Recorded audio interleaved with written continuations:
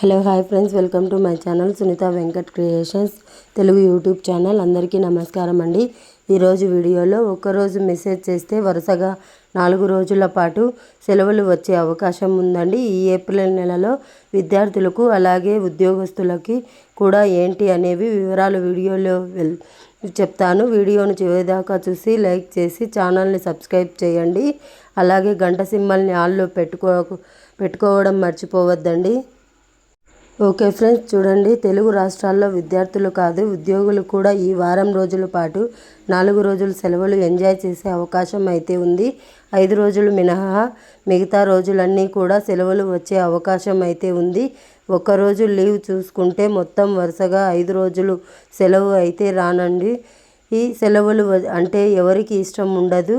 స్కూల్కి వెళ్ళే విద్యార్థులకు, కాలేజీలకు వెళ్ళే యువతకు, అది ఉద్యోగులు చేసే వరకు కూడా సెలవు ఎప్పుడు వస్తుందా, ఫ్యామిలీ అయితే ఎప్పుడు గడుపుదామా, ఇక వీటికి వీకెండ్ అయితే సెలవులు వచ్చాయంటే ఇంకా ఎగిరి గంతేస్తారు. అలాగే లాంగ్ వీకెండ్ ఉంటే ఇంకా సరదాగా గడిపేందుకు ప్లాన్లు అయితే చేసుకుంటారు. కేవలం ఒకరోజు మెసేజ్ చేస్తే చాలు 5 రోజులు సెలవు వచ్చే అవకాశం అయితే ఉందన్నమాట. ఈ నెలలో ఇప్పటికే ఇంటర్మీడియట్ టు 10th క్లాస్ పరీక్షలు అయితే ముగిసిపోయినాయి. ఇక మిగతా విద్యార్థులు ఎవరైతే ఉన్నారో వారి నిమిత్తం అయితే ఈ యొక్క గుడ్ న్యూస్ అయితే చెప్పొచ్చు అన్నమాట. పేరెంట్స్కి కూడా లాంగ్ వీకెండ్ అయితే వస్తుంది. సో వీళ్ళకైతే వీళ్ళు ఏదైనా ఊర్లకి, టూర్లకు కానీ ప్లాన్ అయితే చేసుకోవచ్చు.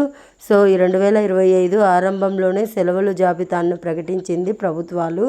సో ప్రత్యేక రోజుల్లో తప్పనిసరిగా సెలవులతో పాటు అవసరానికి వచ్చే ఆప్షనల్ హాలిడేస్ కూడా ఇచ్చింది. ఇంకా ఏప్రిల్ 1న రంజాన్ తర్వాత రోజు అయితే వచ్చింది. సో ఏప్రిల్ 5 బాబు జగజ్జీవన్ రావు అయితే సెలవు కొంతమంది ఇచ్చారు, కొంతమంది ఇవ్వలేరు. ఏప్రిల్ 6న అయితే శ్రీరామనవమి ఆదివారం వచ్చింది. మరో 3 రోజులు ముగియగానే అంటే ఏప్రిల్ 10న ఇంకో హాలిడే అయితే వచ్చింది.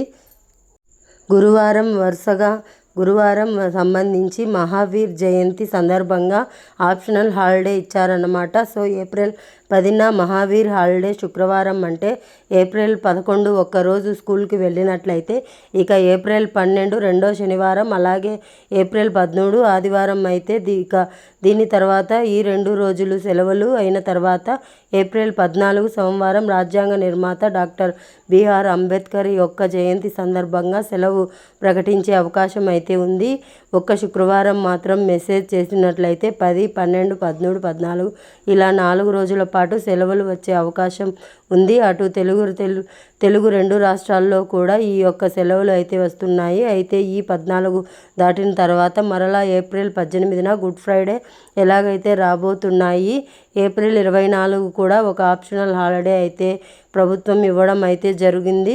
ఆల్రెడీ ఏప్రిల్ 23 నుంచి మనకు వేసవి సెలవులు ఉండడం అయితే జరిగింది. సో మనకు ఈ 14 తేదీ వరకు కూడా మరొక 4 రోజులు ఉన్నాయి.